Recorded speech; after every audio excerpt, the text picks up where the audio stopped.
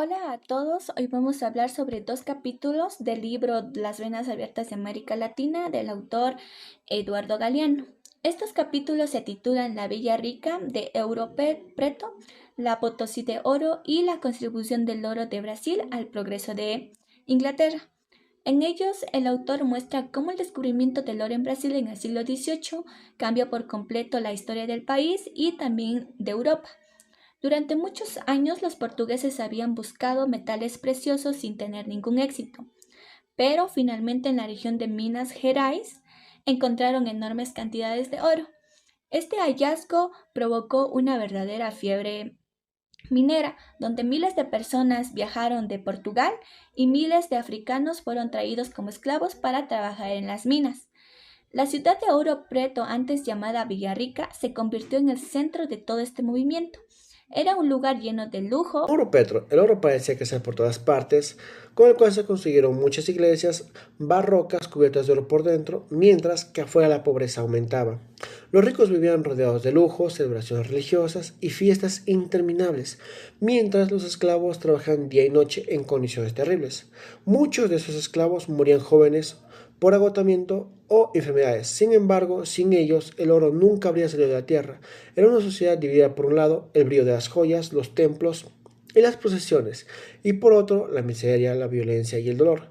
Galeano cuenta que incluso hubo hambre en medio de la riqueza, porque los mineros despreciaban el trabajo agrícola. En ciertos años las personas llegaron a comer animales como gatos o ratas para sobrevivir.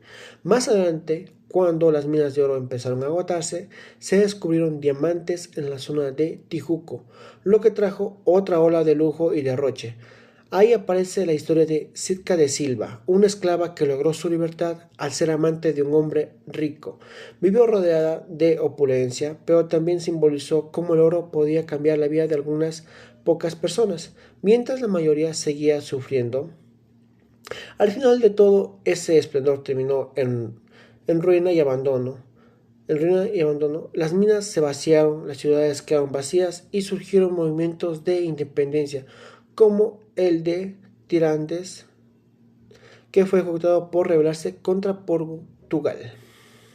En el segundo capítulo se muestra cómo Galeano, que todo ese oro extraído en Brasil no sirvió para enriquecer al propio Brasil, ni siquiera a Portugal, sino a Inglaterra, porque en 1703 Portugal firmó el Tratado de Methuen con los ingleses.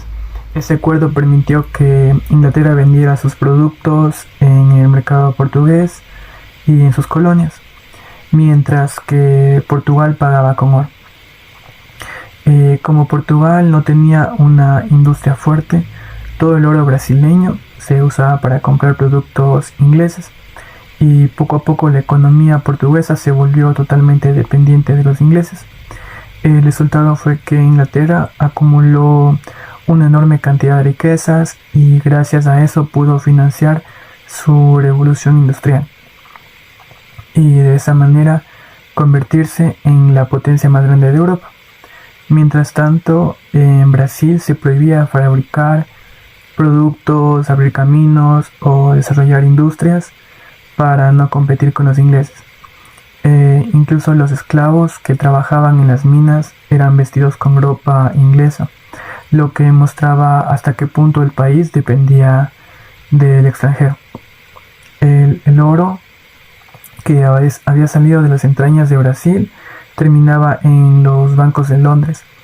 Portugal se quedó solo con las ruinas y una falsa sensación de lo que era riqueza. Cuando las minas se agotaron, Brasil quedó en la pobreza. El ingreso de la gente era muy bajo.